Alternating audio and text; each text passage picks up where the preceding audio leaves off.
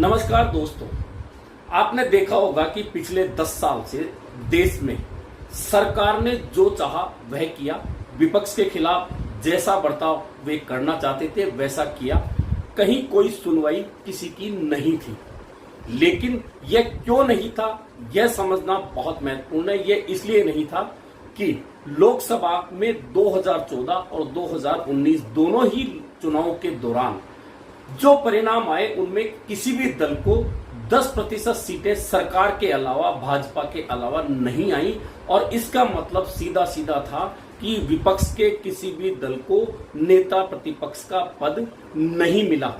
कांग्रेस 2014 में मात्र 44 सीटें जीतकर आई, तो 2019 में इन सीटों की संख्या बढ़कर 52 तक पहुंची।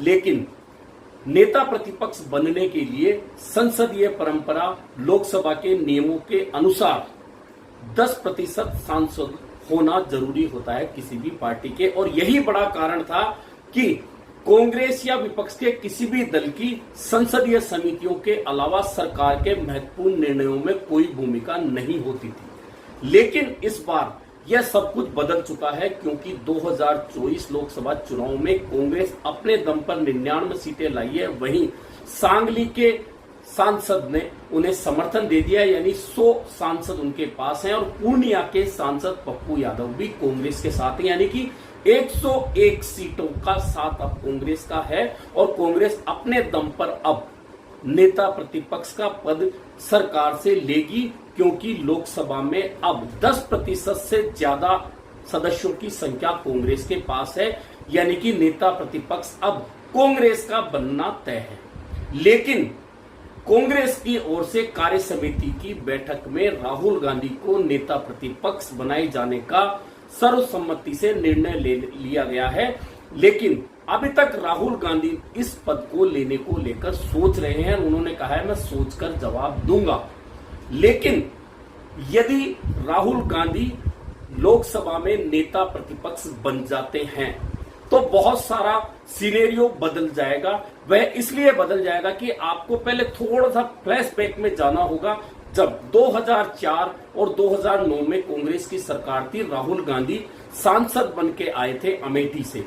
उस वक्त बहुत लोग चाहते थे कि वे कांग्रेस की सरकार में जो मनमोहन सिंह के नेतृत्व में चल रही थी उसमें मंत्री बने राहुल गांधी, ताकि प्रशासनिक क्षमता दिखाने का मौका मिले। लेकिन राहुल गांधी ने मंत्री बनने से इनकार कर दिया था और उन्होंने सरकार के कई सवाल उठाए थे। वे सवाल जो कांग्रेस को कई बार परेशानियों में डाल रहे थे। लेकिन वे मंत्री नहीं थे, वे सवाल उनके एक सांसद, एक नेता के तौर पर थे। उस वक्त बहुत सारे लोगों ने कहा कि प्रशासनिक क्षमता की कमी के चलते राहुल गांधी ने मंत्री पद नहीं स्वीकारा। अब क्योंकि इतना समय बीत चुका है, पिछले 10 साल ईडी, सीबीआई और सूचना आयुक्त से लेकर तमाम जो फैसले थे सरकार ने अपनी मनमर्जी से इनके प्रमुख बनाए। और उसका उपयोग विपक्ष पर किस तरह से किया, जो विपक्ष ने आरोप लगाए, किस तरह से विपक्ष उनसे परेशान रहा, किस तरह ईडी, सीबीआई को लेके छापे विपक्ष के नेताओं पर डाले गए, इन सब चीजों पर विपक्ष ने बहुत आवाज उठाई। लेकिन क्योंकि नेता प्रतिपक्ष नहीं था, इसलिए सरकार के किसी भी निर्णय में कोई भूमिका नेता प्रतिपक्ष की नहीं थी। लेकिन यदि राहुल गांधी नेता प्रतिपक्ष बन जाते हैं तो सबसे पहले तो संसदीय समितियां जो प्रमुख होती हैं उनमें उनकी भूमिका हो जाएगी, यानी कि सरकार कोई भी निर्णय लेगी तो उसमें नेता प्रतिपक्ष के तौर पर राहुल गांधी अपनी राय रख सकेंगे। और यदि वह राय सरकार नहीं मानना चाहती है तो एक कारण बताना होगा, मजबूत ठोस कारण, कि हम इस वजह से नेता प्रतिपक्ष की इस बात को या इस राय को नहीं मान रहे।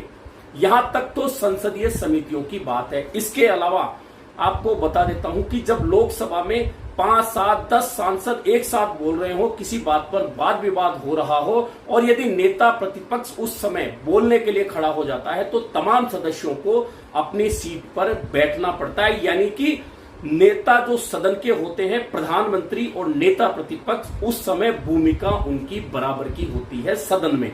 ऐसे में अगर राहुल गांधी नेता प्रतिपक्ष बन जाते हैं तो सरकार पर कभी भी किसी भी मामले पर सवाल बिना लोकसभा स्पीकर की इजाजत के उठा सकते हैं, कभी भी खड़े होकर बोल सकते हैं। यह तो सदन की कार्रवाई की बात हुई, लेकिन सबसे महत्वपूर्ण बात, नेता प्रतिपक्ष को जो अधिकार होते हैं वे होते हैं जो प्रमुख संस्थाएं हैं जिनका उपयोग सरकार अपने हिसाब से करती है, उनके प्रमुख चुनने में नेता प्रतिपक्ष की बराबर की भूमिका होती है। सारे सलाह मशवरे राय नेता प्रतिपक्ष उनके बारे में दे सकता है, जिनमें सीवीसी सूचना आयुक्त जिसे कहा जाता है, ईडी और सीबीआई के प्रमुख, जो भूमिका सरकार की होती है, नेता प्रतिपक्ष इनकी चयन समिति में मौजूद रहता है। और इससे पहले जो एक पैनल बनता है कि ये 2 या 3 नामों का पैनल सरकार के पास है, जिनमें से सीवीसी या सीबीआई या ईडी का प्रमुख चुना जाना होता है, उनकी पूरी प्रोफाइल नेता प्रतिपक्ष को भेजी जाती है। और उसके बाद जब इन्हें चुनने के लिए बैठक होती है, जिसमें खुद प्रधानमंत्री मौजूद होते हैं और नेता प्रतिपक्ष के तौर पर नेता प्रतिपक्ष जो भी होता है वह मौजूद होता है। अगर राहुल गांधी वहां मौजूद होते हैं, अगर नेता प्रतिपक्ष बनते हैं होते हैं, तो फिर उनकी राय भी इन पदों के प्रमुखों के चयन में हो जाएगी। यानी कि जो बात विपक्ष को 10 साल तक परेशान कर रही थी, अब चूंकि ईडी और सीबीआई के प्रमुख चुनने में नेता प्रतिपक्ष की भूमिका होती है, ऐसे में जो एक तरफा कार्रवाई के आरोप लग रहे हैं पिछले 10 साल से, सरकार ने जिस तरह से अपनी मर्जी से इन प्रमुखों को चुना है, अब सरकार ऐसा नहीं कर पाएगी। और राहुल गांधी अगर यह भूमिका निभाते हैं तो निश्चित मानिए कि बहुत सारे मामलों में प्रधानमंत्री नरेंद्र मोदी और राहुल गांधी का आमना सामना होगा। और यदि नेता प्रतिपक्ष की राय को सरकार ठुकराती है तो एक वाजिब कारण उन्हें सदन को भी बताना होगा, नेता प्रतिपक्ष को भी बताना होगा, विपक्षी दलों के सामने भी रखना होगा। यानी कि अगर नेता प्रतिपक्ष की भूमिका में राहुल गांधी आते हैं तो सरकार के हर फैसले में उनकी राय जरूरी हो जाएगी। हो सकता है सरकार कुछ मामलों में उनकी राय को नकार दे, लेकिन हर मामले में अगर सरकार उनकी राय नकारेगी तो फिर सदन में 240 सदस्यीय विपक्ष का सामना सरकार किस स्थिति में करेगी, आप खुद समझ सकते हैं।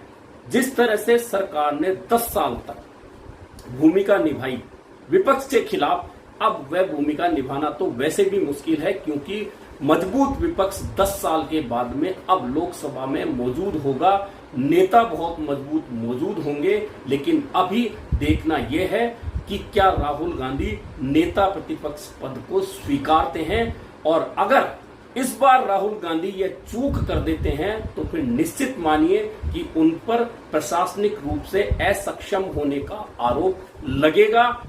और अगर ये आरोप नहीं लगवाना चाहते तो राहुल गांधी निश्चित तौर पर नेता प्रतिपक्ष बनना स्वीकार करेंगे। अब देखना यह है कि राहुल गांधी कितनी जल्दी इस बारे में अपना निर्णय सुनाते हैं, क्योंकि 24 जून से लोकसभा का सत्र शुरू होने जा रहा है और 26 जून को लोकसभा स्पीकर का चुनाव होना है। उसके बाद स्पीकर के अलावा आगे की जो कार्रवाइयां शुरू होगी उसमें नेता प्रतिपक्ष की भूमिका शुरू हो जाएगी। ऐसे में अब राहुल गांधी को जो भी निर्णय लेना है वह न सिर्फ कांग्रेस और विपक्ष के लिए बहुत महत्वपूर्ण है, बल्कि खुद राहुल गांधी के लिए भी बहुत महत्वपूर्ण है। क्योंकि यदि राहुल गांधी इस पद को ले लेते हैं तो 2 बातें स्पष्ट हो जाएगी। एक तो उनकी प्रशासनिक और संसदीय क्षमता कितनी मजबूत है यह लोगों के सामने आएगा। दूसरा, भारतीय राजनीति में आगे चलकर राहुल गांधी क्या भूमिका, कितनी बड़ी भूमिका निभा सकते हैं, यह भी बहुत स्पष्ट हो जाएगा उनके संसद में किए गए प्रदर्शन के अनुरूप। ऐसे में अब सबको इंतजार इस बात का है कि राहुल गांधी नेता प्रतिपक्ष बनने का जो प्रस्ताव पारित किया है कांग्रेस कार्य समिति ने, उसे स्वीकार करते हैं या नहीं। आज के लिए इतना ही, फिर मिलेंगे नए मुद्दे चर्चा के साथ।